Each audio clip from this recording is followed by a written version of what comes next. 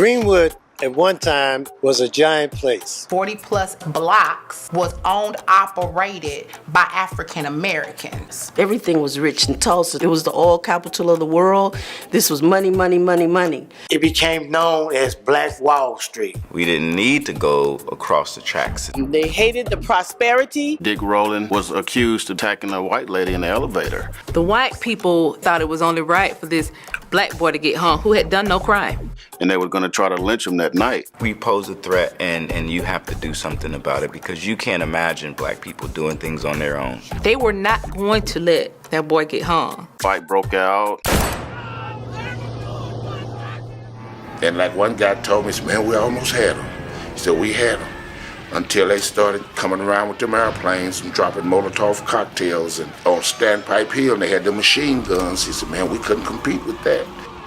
My great-grandfather talked about some kind of tragedy that went on. And one day he said, I killed a white man. Older guy, probably around 60, maybe 70, sat us down and told us how important it was. The land that we were standing on was holy. I think it's a concerted effort by the government. It was too organized.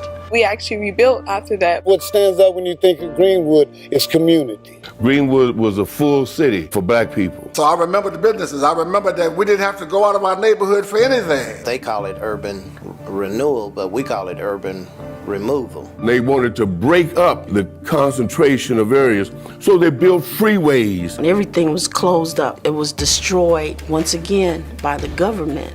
Now on Greenwood Avenue, there's only one block of businesses that remain. Definitely there needs to be more unity within the black community. Years of distrust, years of not working with each other. Build one another up and work with one another. That's how Greenwood was constructed. People working in unity, having one vision. So we have to be told these things over and over again in order for the younger generation to buy into it.